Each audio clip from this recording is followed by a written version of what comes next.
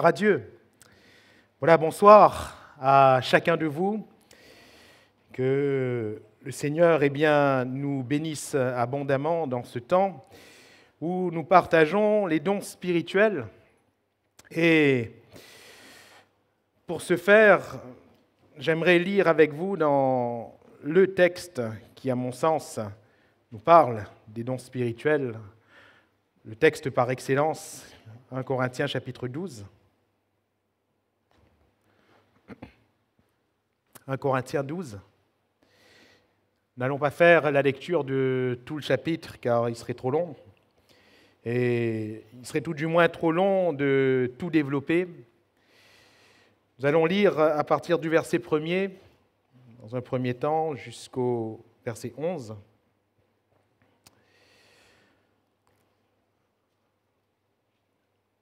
« 1 Corinthiens 12, verset 1er au verset 11. « Pour ce qui concerne les dons spirituels, je ne veux pas, frères, que vous soyez dans l'ignorance. Vous savez que lorsque vous étiez païens, vous vous laissiez entraîner vers les idoles muettes selon que vous étiez conduits. C'est pourquoi je vous déclare que nul, s'il parle par l'Esprit de Dieu, ne dit « Jésus est anathème » et que nul ne peut dire « Jésus est le Seigneur » si ce n'est par le Saint-Esprit. Il y a diversité de dons, mais le même Esprit, diversité de ministères, mais le même Seigneur, diversité d'opérations, mais le même Dieu qui opère tout en tous. Or, à chacun la manifestation de l'Esprit est donnée pour l'utilité commune. En effet, à l'un est donné par l'Esprit une parole de sagesse, à un autre une parole de connaissance selon le même esprit, à un autre la foi par le même esprit, à un autre le don des guérisons par le même esprit, à un autre le don d'opérer des miracles, à un autre la prophétie, à un autre le discernement des esprits, à un autre la diversité des langues, à un autre l'interprétation des langues. Un seul et même esprit opère toutes ces choses, et distribuant à chacun en particulier comme il veut. Amen. Nous descendons un peu plus bas et nous arrivons au verset 27, « Vous êtes le corps de Christ et vous êtes ses membres, chacun pour sa part. Et Dieu a établi dans l'Église, premièrement des apôtres, secondement des prophètes, troisièmement des docteurs, ensuite ceux qui ont le don des miracles, puis ceux qui ont les dons de guérir, de secourir, de gouverner, de parler diverses langues. Tous sont-ils apôtres? Tous sont-ils prophètes? Tous sont-ils docteurs? Tous ont-ils le don des miracles? Tous ont-ils le don des guérisons? Tous parlent-ils en langue? Tous interprètent-ils? Aspirez aux dons les meilleurs. Je vais encore vous montrer une voie par excellence. Amen. Et cette voie, dans 1 Corinthiens 13, bien sûr, il s'agit de l'amour agapé, l'amour de Dieu. Alors, les dons spirituels, on a parlé la dernière fois du Saint-Esprit, de sa personnalité, de son œuvre. Et il nous a semblé judicieux de poursuivre sur la lancée et de poursuivre par ce que l'Esprit donne. Les dons spirituels, c'est ce que le Saint-Esprit donne, les dons de l'Esprit, les dons spirituels. Dieu a donné Jésus, Jésus a donné le Saint-Esprit, car c'est lui qui baptise du Saint-Esprit, et le Saint-Esprit nous fait aussi des dons. Pourquoi les dons spirituels sont-ils importants? Parce qu'on peut rester à ce stade de pensée ce soir, vous et moi, en disant on a le Père, on a le Fils, on est baptisé du Saint-Esprit. À quoi ça sert d'aller plus loin? Est-ce que les dons spirituels sont facultatifs? Est-ce que si je les recherche, je les aurai? Ou est-ce que c'est le Saint-Esprit qui, de son propre arbitre, nous donne d'exercer le don spirituel? Est-ce qu'à partir du moment où j'exerce un don spirituel, je peux l'exercer tant que je veux? Ou est-ce que cela n'appartient qu'au Saint-Esprit? Je crois que ce sont des questions qui sont pertinentes et qui nous amènent ce soir dans cette juste réflexion. nous avons une seule référence, on ne peut pas se permettre d'aller où l'on veut dans cette réflexion. Nous avons une seule référence et cette référence absolue est la Bible, l'enseignement de Jésus et des apôtres. Alors, l'importance des dons spirituels. Est-ce que les dons spirituels sont importants? Juste vous citer quelques versets. Acte 2, versets 7 et 8. Ils étaient tous dans l'étonnement et la surprise, et ils se disaient les uns aux autres, « Voici ces gens qui parlent, ne sont-ils pas tous galiléens? Et comment les entendons-nous dans notre propre langue, à chacun dans notre langue maternelle ?» Recontextualisons la chose. Ces hommes qui parlent ici sont des gens qui étaient venus à Jérusalem pour la fête et ils ont entendu des personnes galiléennes qui étaient du nombre d'environ 120 dans une chambre haute. Ils les ont entendus s'exprimer dans leur langue, à ces gens, leur langue maternelle. Chose impossible, car ces Galiléens ne pouvaient pas parler la langue de ces Spartes, de ces habitants du pont, de la Phrygie, etc., etc. Ils ne pouvaient pas. Ils ne pouvaient pas. C'était donc un prodige pour eux. Et cela a permis à ce que tous ces gens se rattroupent et s'approchent. Et cela a permis à Pierre, rempli du Saint-Esprit, de prêcher ce fameux message de la Pentecôte, message auquel 3000 personnes environ se sont rajoutées à l'Église. L'Église, ce jour-là, est née. Et 3000 âmes se sont immédiatement rajoutées. De 120, ils sont passés à 3000. Grâce à quoi? Un don spirituel. Le parler en langue. Car ils furent tous remplis du Saint-Esprit, nous dit le début de Acte 2.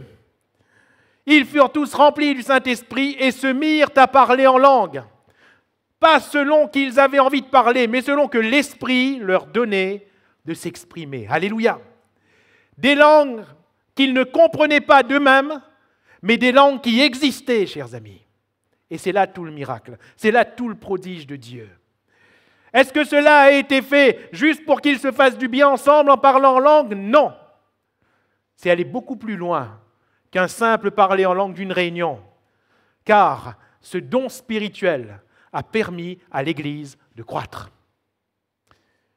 Deuxième passage, Acte 3, verset 6.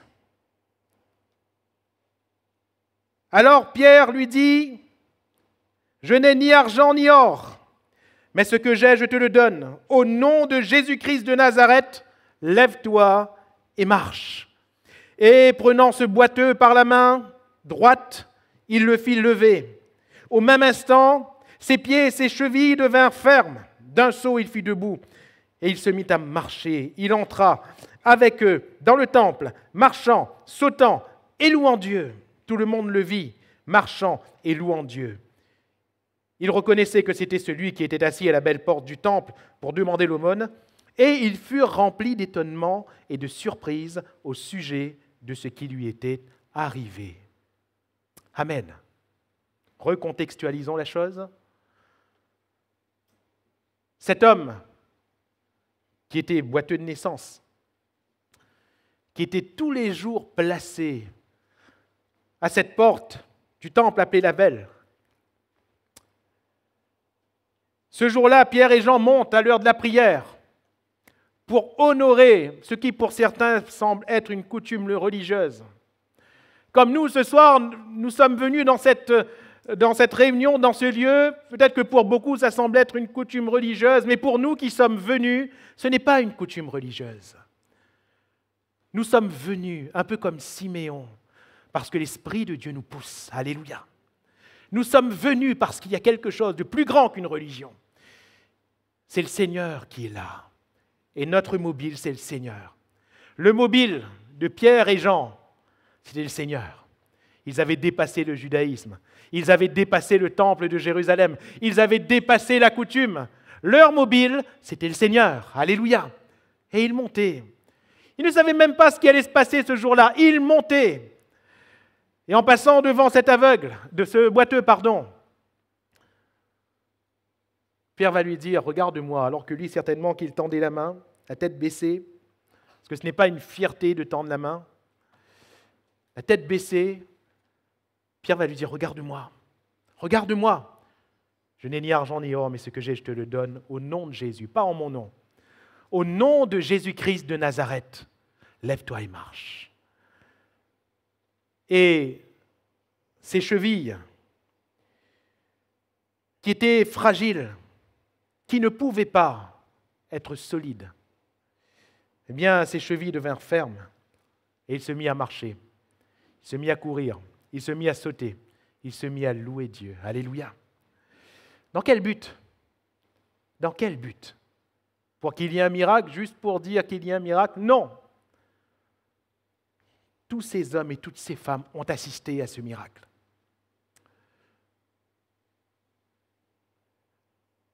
Miracle qui a eu lieu par un don spirituel, le don de guérison. Un don spirituel. Et tous ces hommes et toutes ces femmes se sont attroupés et l'apôtre Pierre a pu encore une fois prêcher l'Évangile, ce qui a permis encore à plusieurs âmes de se rajouter à l'Église. Don spirituel. Troisième exemple, Acte 5. Acte chapitre 5. Là, c'est un fait un peu plus négatif, qui normalement aurait dû peut-être plus contribuer à une division dans l'Église ce jour-là. Au même instant, Saphira tomba aux pieds de l'apôtre et expira. Les jeunes gens étant entrés la trouvèrent morte. Ils l'emportèrent et l'ensevelirent auprès de son mari.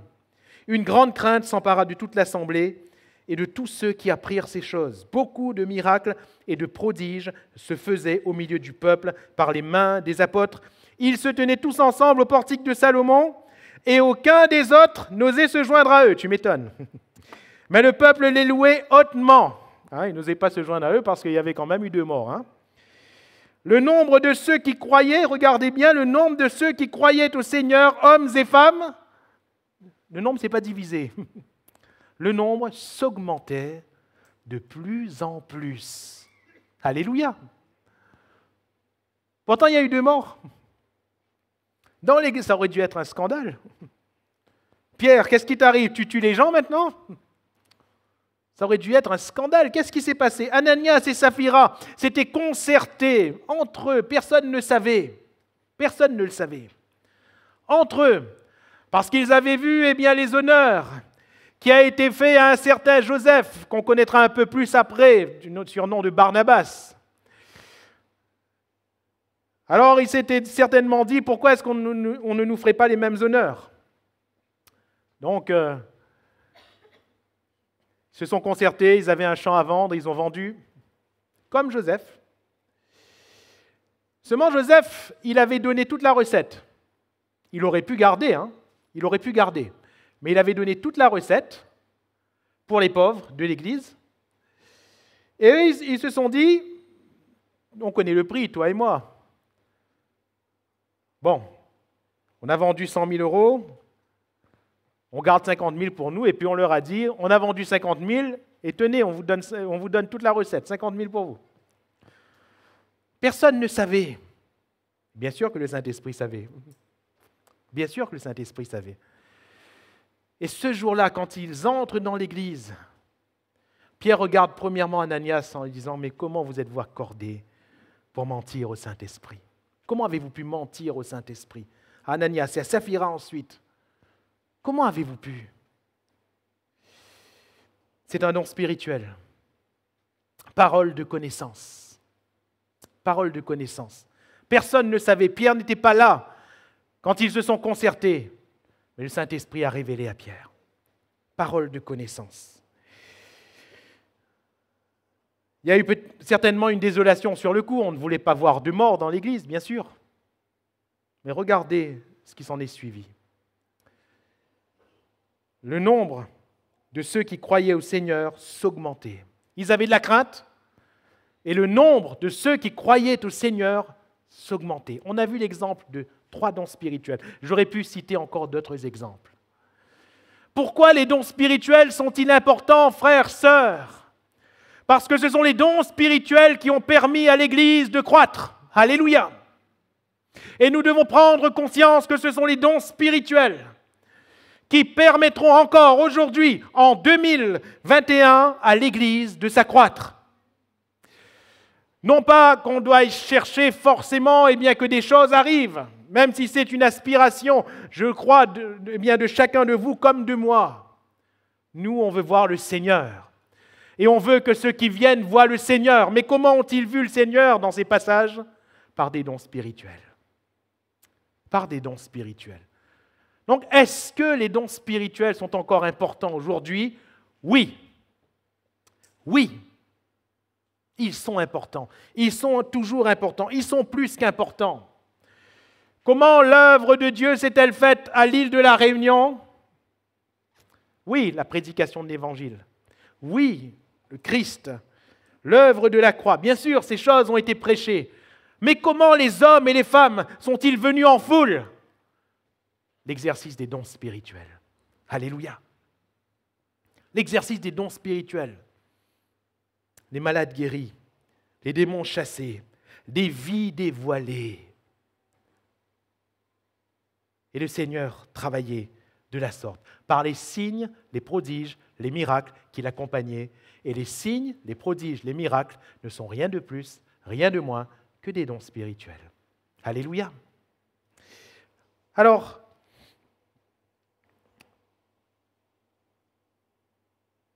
revenons quelques instants, même si cela a été fait très largement et très pertinemment par notre frère le pasteur Samuel il y a de cela 15 jours, et je ne vais absolument rien rajouter à ce qui a été dit.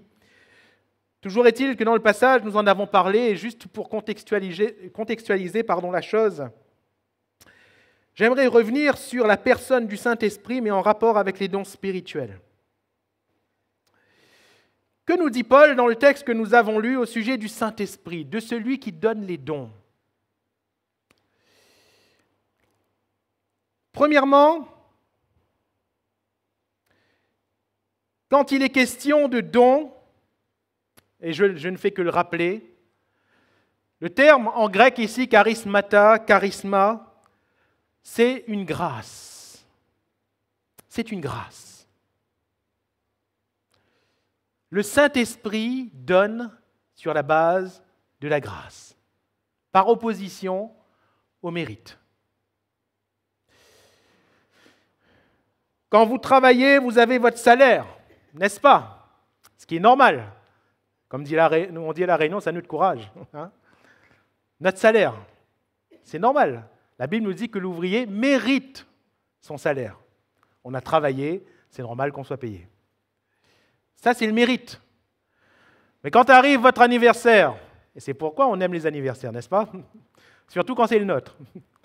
Quand c'est l'anniversaire des autres, il faut que nous, on achète, n'est-ce pas? Mais quand c'est notre anniversaire, on est content. Parce qu'on nous donne. Non pas parce qu'on a bien fait, parce qu'on a bien agi, mais on nous donne par grâce.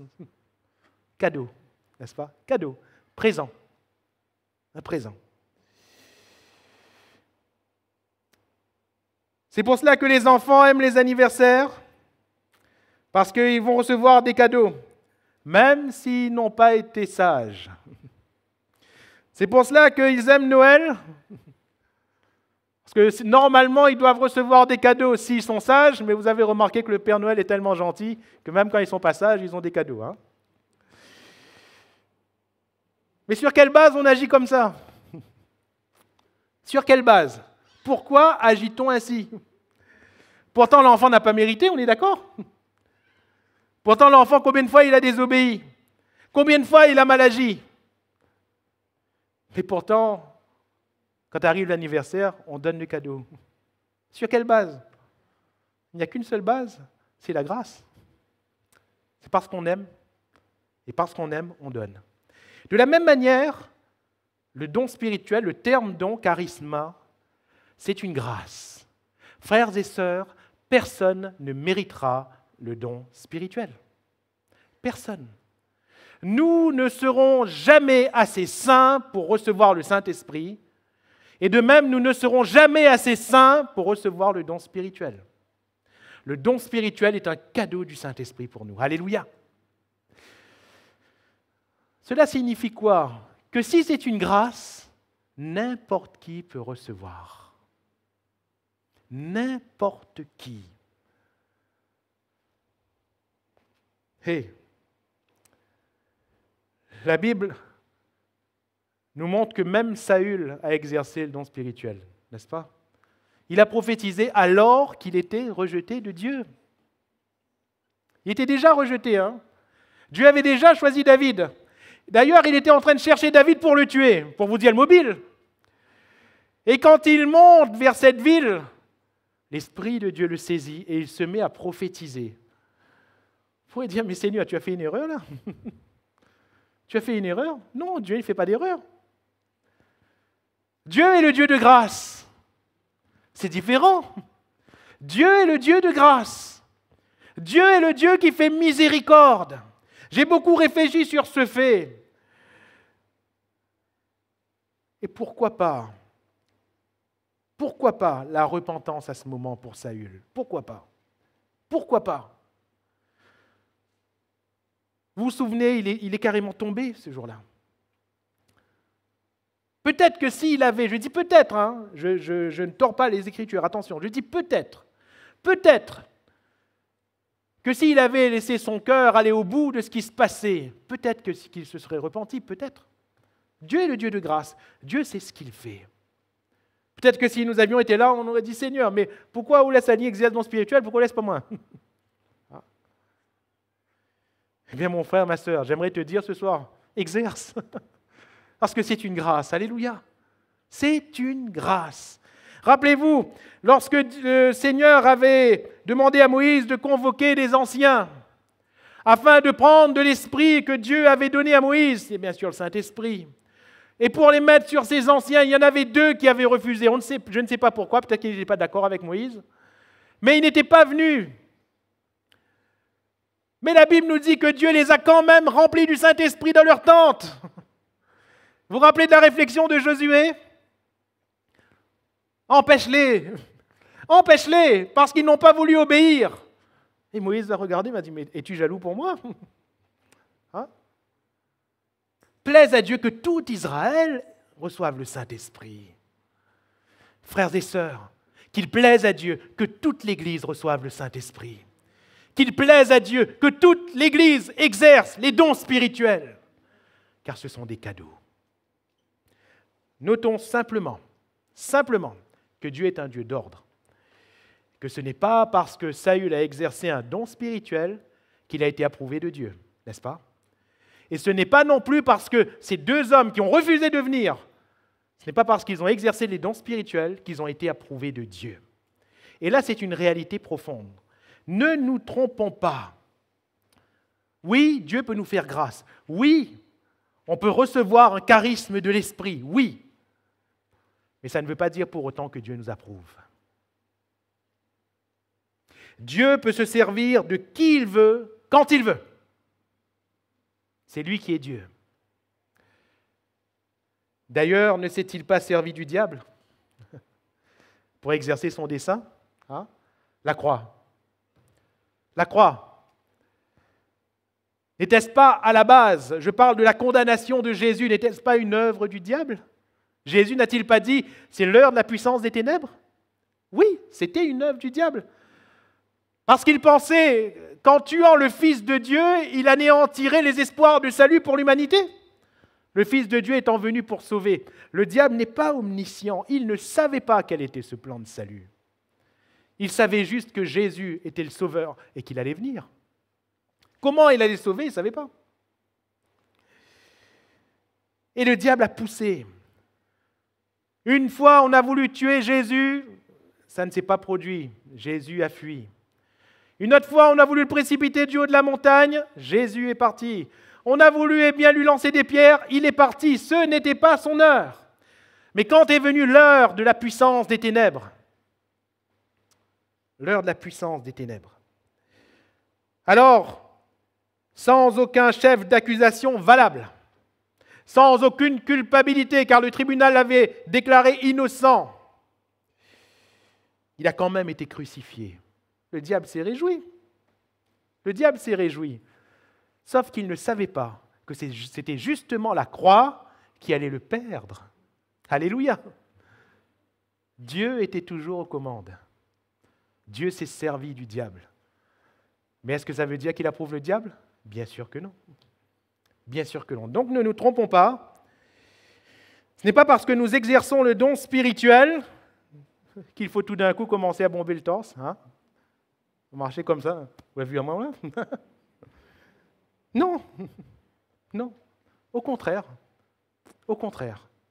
Il faut être doublement rempli d'humilité et se dire, Seigneur, que je ne m'enorgueillisse pas, juste parce que j'ai apporté une prophétie à l'Église, que ce ne soit pas pour moi un sujet d'orgueil. Ce n'est pas un titre, c'est une grâce. Alléluia, c'est une grâce. Deuxièmement, concernant la personne du Saint-Esprit, quant au don spirituel, c'est le Saint-Esprit qui distribue, au verset 11, un seul esprit opère toutes ces choses et distribue en chacun comme il veut. La mention un seul esprit, un seul et même esprit opère toutes ces choses, cette mention est importante. Paul commence en disant, verset 2, « Vous savez que lorsque vous étiez païens, vous vous laissiez entraîner vers des idoles muettes, selon que vous étiez conduits. » Dans le livre des Corinthiens, ailleurs, Paul va parler des idoles encore une fois. Et il va dire, l'idole n'est rien. Nous savons que l'idole n'est rien. Il va parler de la nourriture sacrifiée. Il va dire que l'idole n'est rien. Mais il va dire, derrière l'idole, il y a un démon.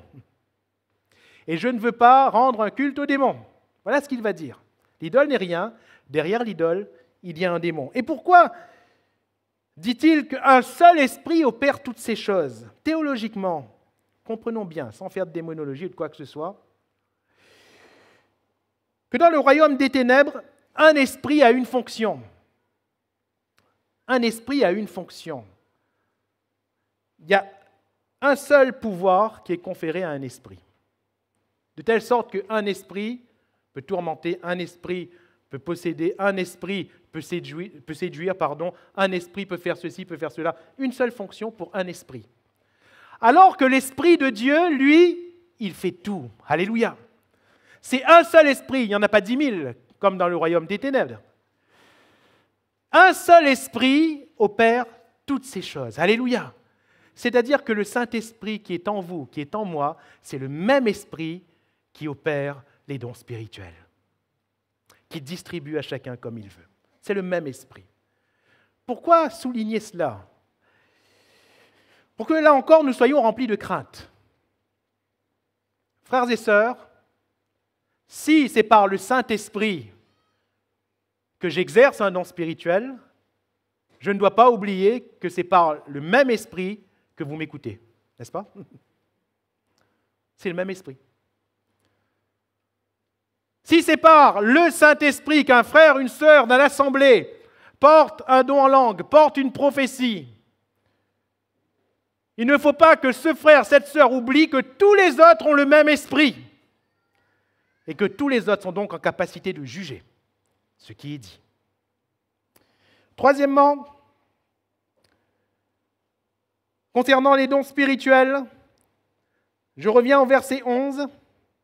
Un seul et même esprit opère toutes ces choses, les distribuant à chacun en particulier comme il veut. Comme qui veut? C'est qui? Comme qui? Comme le Saint-Esprit le veut. Je réponds à une des questions que j'ai posées dans mon introduction. Ce n'est pas comme je veux, mais c'est comme lui il veut. Il est donc impossible que je possède un don spirituel. Impossible. Impossible. Car le don spirituel m'est donné dans une situation pour son dénouement. Un don spirituel m'est donné. Vous avez remarqué ce qui est dit ici? En effet, verset 8, à l'un est donné par l'Esprit une parole de sagesse. Vous avez remarqué, ce n'est pas toute la sagesse. Hein? C'est une parole de sagesse. Le danger, quand Le chrétien rempli du Saint-Esprit donne à un moment donné une parole de sagesse. Le danger, c'est que juste après, il se croit sage. Il n'a pas reçu la sagesse, il a reçu une parole de sagesse. C'est différent. C'est complètement différent. Or, aujourd'hui, parce que quelqu'un, c'est ce que nous voyons un peu dans le monde autour de nous, même dans le monde évangélique charismatique, c'est ce que nous voyons. Quelqu'un a reçu une parole de sagesse, ça y est, il se croit sage et il fait des conférences avec. Une parole. Non, frère, calme-toi. Tu as reçu une parole, tais-toi maintenant. Une parole de sagesse. Une parole. Une parole. Et non pas toute la sagesse. On a l'exemple de Pierre qui a reçu cette révélation. Tu es le Christ, le Fils du Dieu vivant. Quelle révélation, n'est-ce pas? Tu es heureux, Simon, fils de Jonas, car ce ne sont pas la chair et le sang qui t'ont révélé cela, c'est mon Père qui est dans les cieux. Tu es heureux. Mais le problème, c'est que Simon, juste après, il se croit sage. Jésus annonce sa crucifixion, c'est le paragraphe après. Jésus annonce sa crucifixion, et que lui répond Pierre? À Dieu ne plaise, cela ne t'arrivera pas. Après lui avoir dit, tu es heureux, Simon, fils de Jonas, car tu as la révélation du Père. Qu'est-ce qu'il lui dit? Arrière de moi, Satan. Ah, ça change tout. Ça change tout. Non, ce n'est pas parce qu'on a reçu une grâce qu'on est le phénix des hôtes de ces bois. Le Saint-Esprit nous donne à chacun comme il veut. Aujourd'hui, il m'a donné à moi. Demain, il va te donner à toi. Après-demain, il va donner à l'autre. C'est le Seigneur qui fait. Alléluia. C'est le Seigneur qui fait. C'est le Saint-Esprit qui opère. Et dernière chose, concernant le Saint-Esprit. Verset 3, c'est pourquoi je vous déclare que nul, s'il parle par l'Esprit de Dieu, dit Jésus est anathème, et que nul ne peut dire Jésus est le Seigneur, si ce n'est par le Saint-Esprit. Un démon, un mauvais esprit, ne peut pas attribuer la seigneurie à Jésus. Un mauvais esprit ne peut pas proclamer que Jésus est Seigneur. Lorsque quelqu'un est possédé, il a du mal à dire Seigneur Jésus. Parce que personne ne peut dire que Jésus est le Seigneur, si ce n'est par le Saint-Esprit. Comprenez bien dans le contexte. Paul montre vraiment ici qu'un mauvais esprit ne peut pas dire que Jésus est Seigneur. Par contre, que fait le Saint-Esprit au travers de tous les dons spirituels? Je dis bien tous les dons spirituels, le Saint-Esprit glorifie le Seigneur Jésus. Le Saint-Esprit donne la seigneurie, la gloire à Jésus au travers de tous les dons spirituels. Donc, lorsque, et nous y reviendrons tout à l'heure dans les buts, lorsque nous exerçons les dons spirituels, c'est pour glorifier Jésus. Alléluia. Le don spirituel que nous exerçons, c'est pour ça qu'on est attentif. On écoute, on regarde, on voit si ça glorifie Jésus. Parce que si ce don spirituel ne glorifie pas Jésus, ce n'est pas un don de l'Esprit. Ça va, vous suivez? C'est clair jusqu'à présent, ça va? On avance. Passons aux dons spirituels eux-mêmes, qu'on va rapidement, le temps passe tellement vite, qu'on va rapidement les caser. Don d'inspiration, don de révélation, don de puissance. C'est 3 boîtes dans lesquelles, d'une manière commune, on va classer les dons spirituels. Don de puissance, on va aller assez rapidement.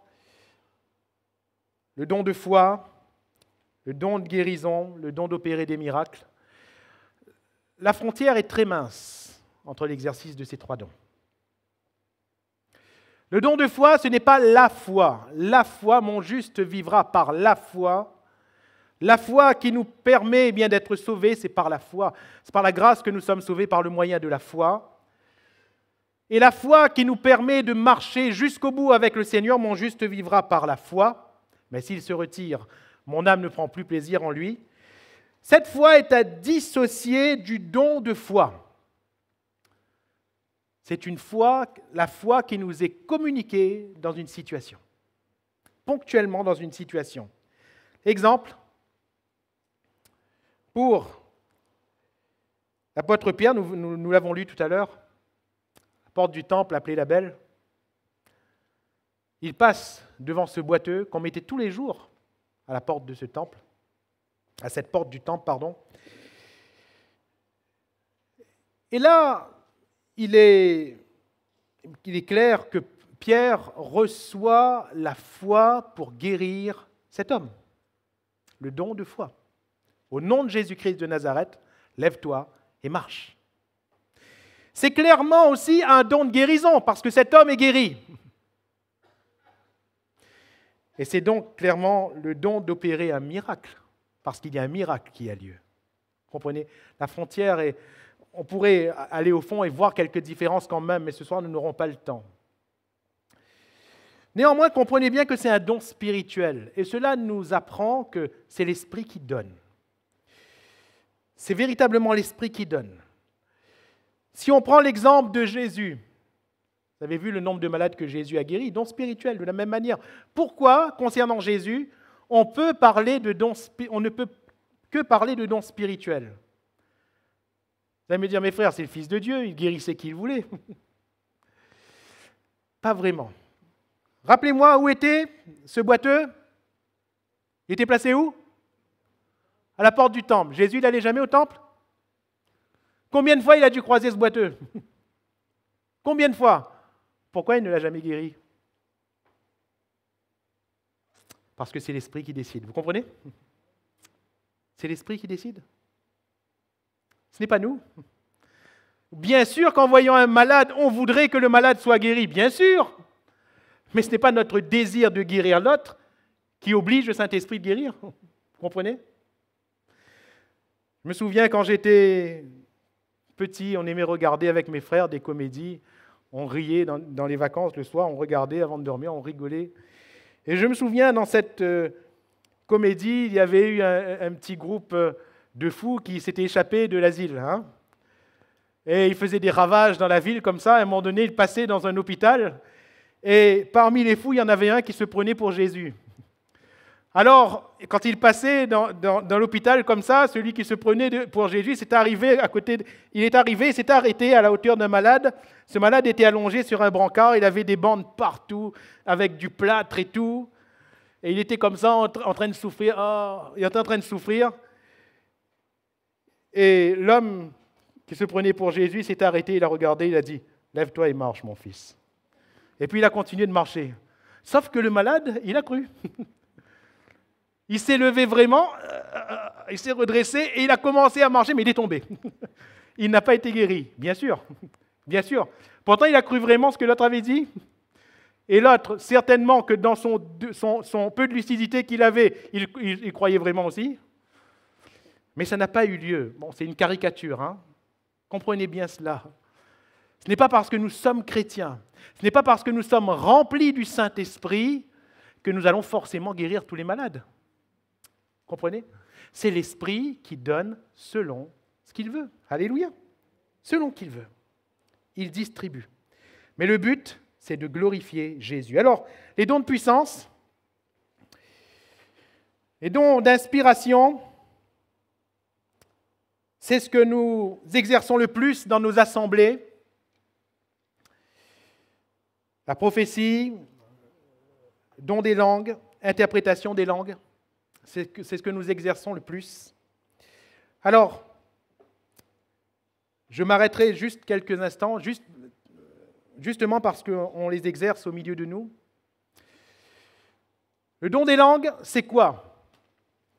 C'est lorsque par le Saint-Esprit, j'exerce dans une langue que je ne connais pas, mais qui existe. Parce que le Saint-Esprit, il ne nous fait pas balbutier. Le Saint-Esprit nous fait parler des langues qui existent. Et c'est incroyable de voir comment le Saint-Esprit... Je vais vous raconter une anecdote qui est arrivée dans l'église de Saint-Louis même. Dans l'église de Saint-Louis même. Alors, on a un frère au milieu de nous, je ne vais pas citer son nom pour ne pas le gêner.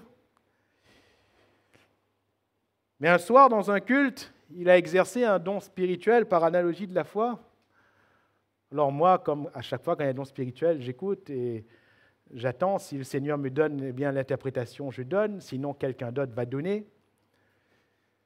Et ce soir-là, il n'y a pas une interprétation, sauf que lorsque je suis arrivé dans la voiture,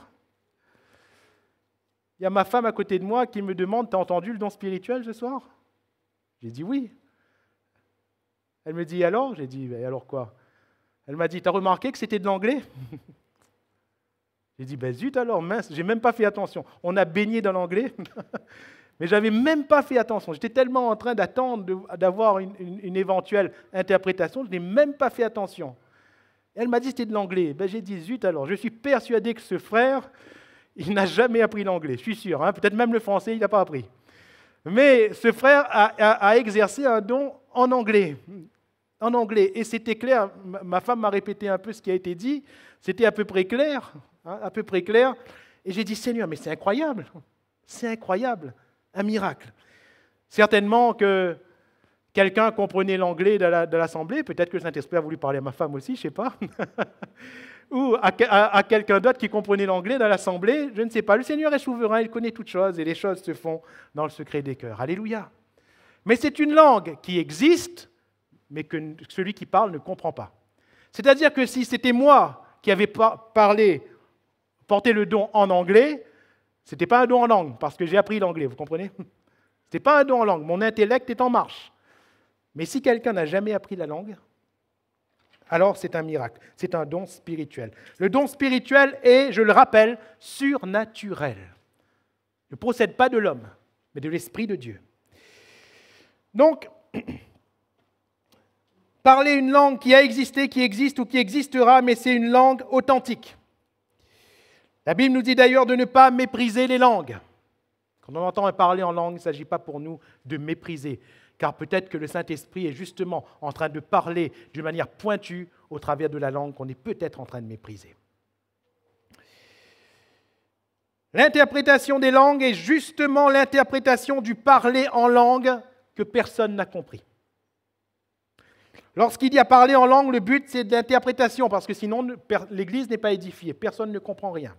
Paul va dire, j'aime mieux venir au milieu de vous avec 5 paroles que vous allez comprendre, que 10 000 paroles en langue que vous ne comprendrez pas. Parce que vous serez édifiés avec ces 5 paroles que vous avez comprises.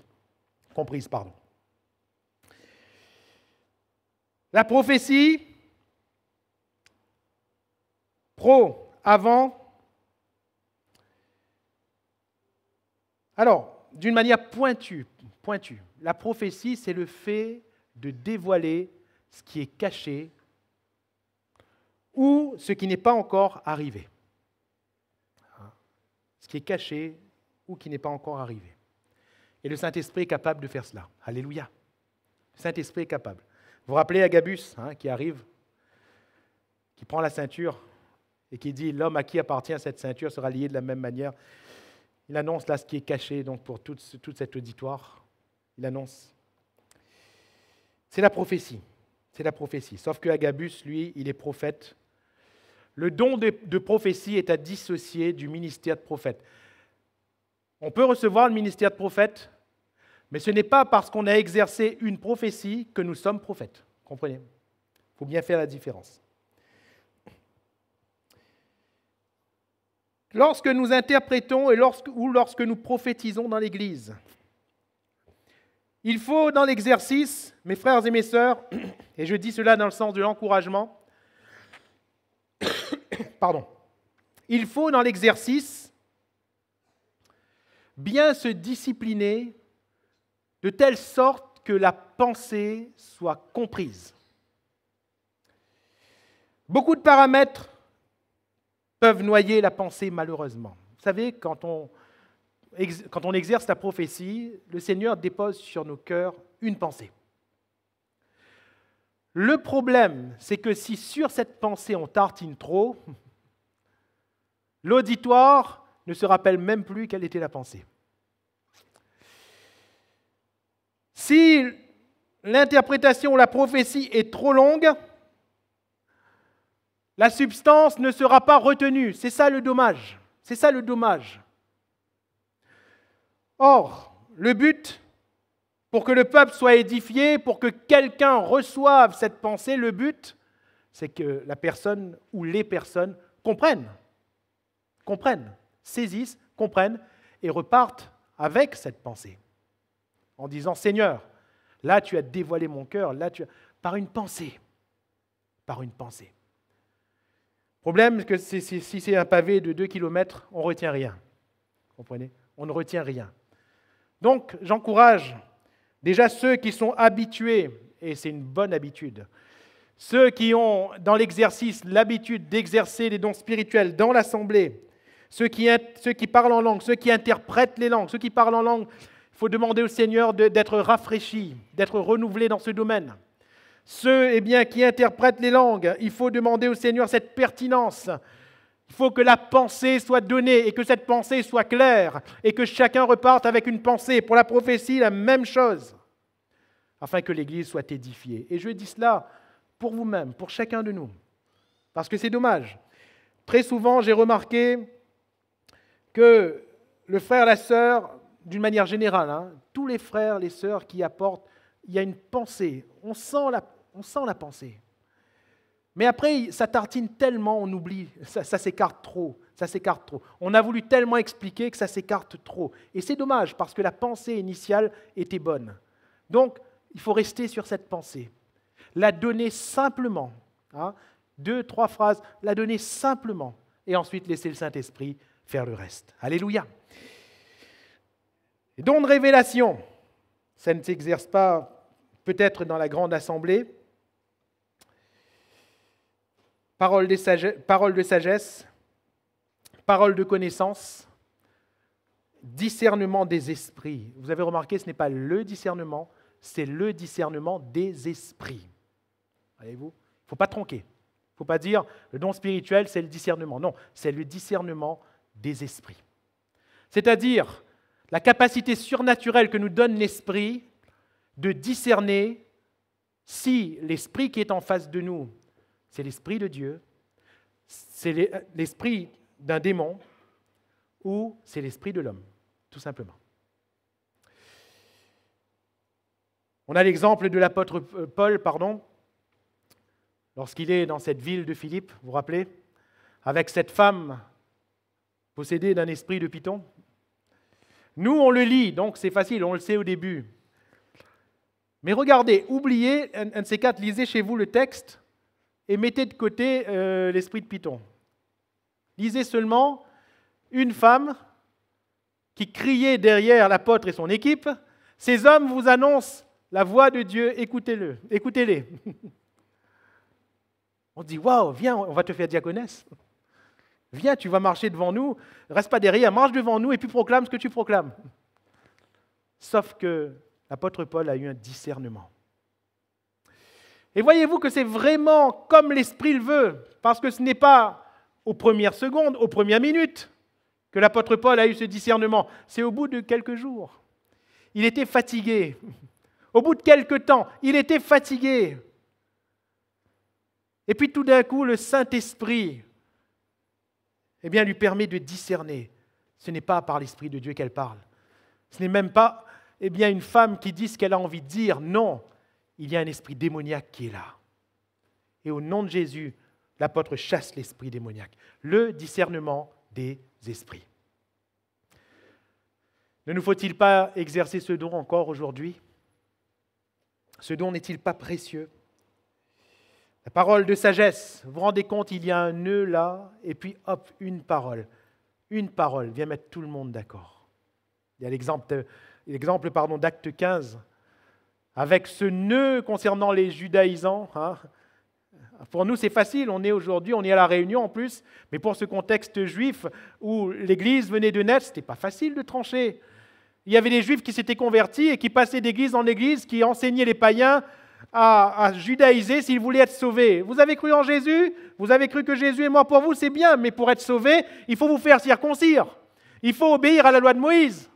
Alors, est-ce qu'ils avaient raison ou pas ? C'était ça tout l'enjeu de ce débat entre les apôtres, les pères de l'Église.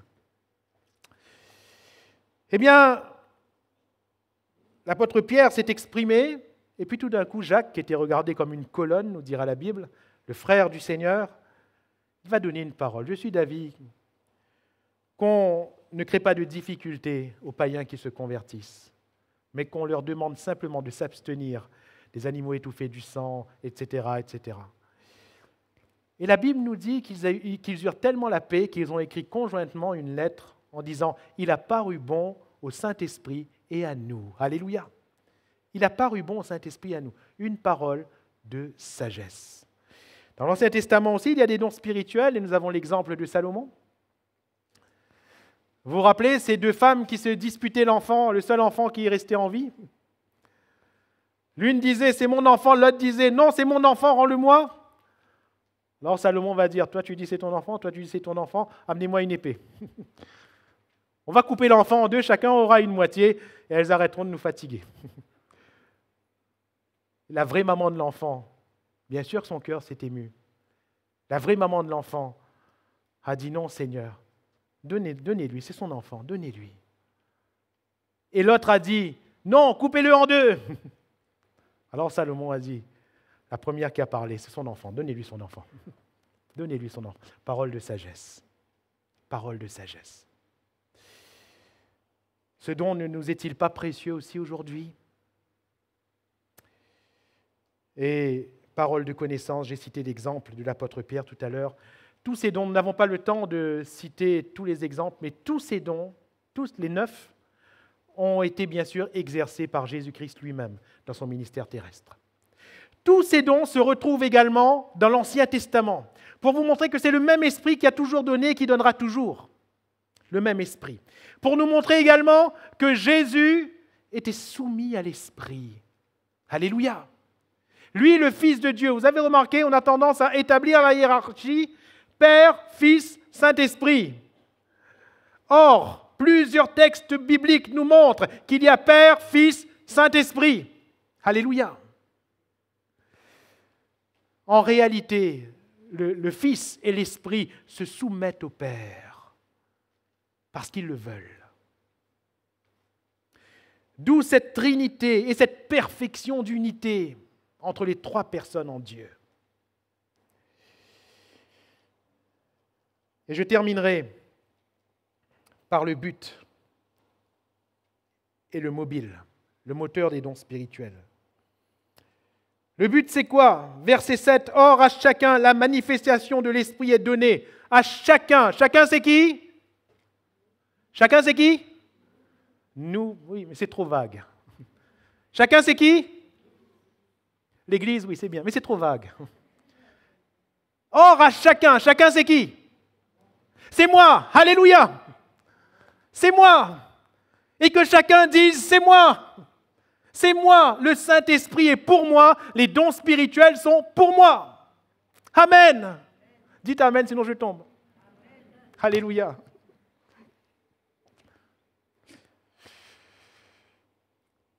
À chacun, la manifestation de l'Esprit est donnée pour à chacun, la manifestation de l'Esprit est donnée pour non, c'est écrit quoi? Vous avez été traumatisé par moi, excusez-moi.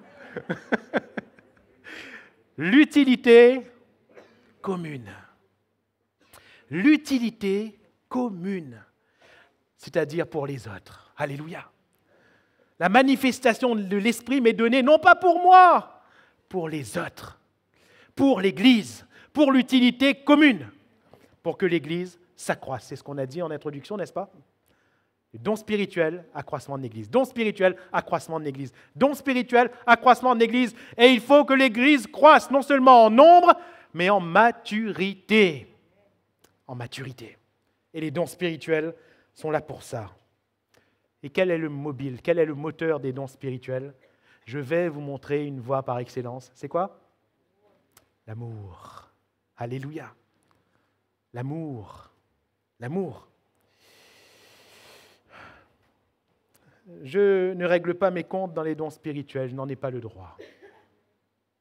Je n'en ai pas le droit.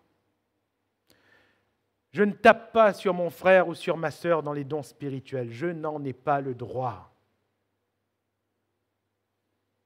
Je ne canarde pas l'Église dans les dons spirituels. Parfois, on dirait que certains, quand ils exercent les dons spirituels, presque une mitraillette d'âme, ils bougent encore. Non, non, non. C'est pour l'édification de l'Église. Il faut que l'Église grandisse, il ne faut pas que l'Église meure. Hein. Il faut que ton frère grandisse, il ne faut pas qu'il meure. Le mobile, c'est l'amour. Et chaque don spirituel doit être empreint de l'amour de Dieu, même si ce don reprend. Alléluia. C'est possible qu'un don nous reprenne, mais ce doit être empreint de l'amour de Dieu. Alors, pour conclure, si c'est le Saint-Esprit qui donne les dons spirituels, ce ne sera pas donc ma piété personnelle, ni mes mérites dans la foi qui m'octroieront quelque don spirituel que ce soit. Non. Le seul fait d'être rempli du Saint-Esprit me donne tout le potentiel de l'exercice des dons spirituels, si je suis soumis à l'Esprit de Dieu. Ainsi, mes frères et mes sœurs, Paul va dire au verset 31, « Aspirez aux dons les meilleurs ». Dois-je, et là c'est une des questions que j'ai posées également, est-ce que je dois rechercher les dons spirituels? Frères et sœurs, oui, alléluia.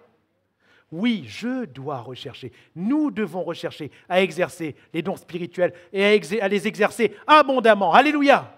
Les 9. On doit les rechercher. Vous allez me dire, mes frères, c'est pourtant écrit « aspirer aux dons les meilleurs ». C'est quoi les meilleurs? Je vous pose la question. C'est quoi les meilleurs dons spirituels? Dans les 9 qu'on a cités, d'après vous, c'est quoi les meilleurs? Hein? C'est quoi les meilleurs? Je me souviens une fois, je parlais des dons spirituels dans une petite église et je disais, c'est quoi le meilleur? Il y a un brave frère qui s'est levé, il n'avait pas trop compris la question. Hein? Il s'est levé, il a dit, frère, moi les meilleurs. Pour vous, c'est quoi les dons spirituels? C'est quoi le meilleur don spirituel? C'est très simple. Il n'y a pas un qui soit meilleur que l'autre. Mais dans la situation, il y a un don qui sera le mieux. Vous comprenez? Donc, il ne faut pas viser un don spirituel. Il faut viser le don spirituel que le Saint-Esprit veut donner dans cette situation. Souvent, le Saint-Esprit veut donner, mais on n'aspire pas. Qu'est-ce que vous voulez qu'on exerce si on n'aspire pas? Si on aspire, par contre, on s'est préparé. Parce qu'il y a tellement de situations dans la journée. Qui sait si dans la journée, on ne va pas croiser un malade? Ce malade ne doit-il pas être guéri? Ce n'est pas nous qui décidons, c'est le Saint-Esprit. On est d'accord. Mais si on ne s'est pas préparé, si on n'a pas veillé à être rempli du Saint-Esprit, si on ne s'est pas tenu devant Dieu, le Saint-Esprit ne pourra pas nous utiliser. Par contre, si on s'est préparé et qu'on passe devant un malade, alors on aspire, de notre cœur on aspire et on prie le Seigneur et on dit « Seigneur, est-ce que tu veux guérir? Est-ce que tu vas le guérir ?» On aspire, on s'attend au Seigneur. Et puis on ressent dans notre cœur qu'il y a un don qui nous est donné, que le Saint-Esprit communique quelque chose. On prie pour le malade est guéri. Alléluia. Et si on ne reçoit rien, par contre, il ne faut rien faire. Hein? Sinon, on sera comme l'autre fou là. Hein? Il ne faudra rien faire. On va peut-être rencontrer un malade, on va peut-être être devant une situation qui nécessitera une parole de sagesse. On va être peut-être dans une situation qui nécessitera une prophétie, dans une réunion d'église qui nécessitera un don en langue et une interprétation des langues. Et le mieux, bien sûr, c'est que celui qui apporte le don en langue, le mieux, c'est qu'il l'interprète lui-même. Hein? Mais bon, ce n'est pas une doctrine, ce n'est pas écrit comme cela, mais ça, je le laisse sur votre cœur. Toujours est-il, les dons les meilleurs, le Saint-Esprit qui donne, il est là. Alléluia. À nous d'aspirer, à nous de vouloir. Et ce soir, mon frère, ma sœur, je te lance un défi. Je nous lance un défi. Chaque jour, aspirons aux dons spirituels. Pour cela, chaque jour, aspirons à être remplis du Saint-Esprit. Et pour cela, chaque jour, aspirons à vivre selon le Seigneur. Parce que c'est toujours dommage. Dans l'assemblée ou pas, hein, c'est toujours dommage qu'on veuille exercer les dons spirituels, alors que notre vie, n'est pas en règle avec la parole de Dieu. C'est dommage. Je ne dis pas que c'est impossible. Ça arrive. Ça arrive. Le Saint-Esprit utilise ce qu'il veut, on est d'accord. Mais imaginez qu'à un moment donné, je ne sais pas, une femme de mauvaise vie, un homme de mauvaise vie, qui est là dans l'Église, tout le monde connaît son témoignage et il donne un don spirituel. Personne ne va l'écouter. Et l'Église n'est pas édifiée. Vous comprenez? Peut-être que le don spirituel est valable, hein, mais personne ne va l'écouter. Parce que tous connaissent. Vous comprenez? Donc, je vis dans l'obéissance à Jésus. Je veille à être rempli du Saint-Esprit. J'aspire aux dons spirituels. Et les dons spirituels seront exercés et l'Église va grandir. Alléluia!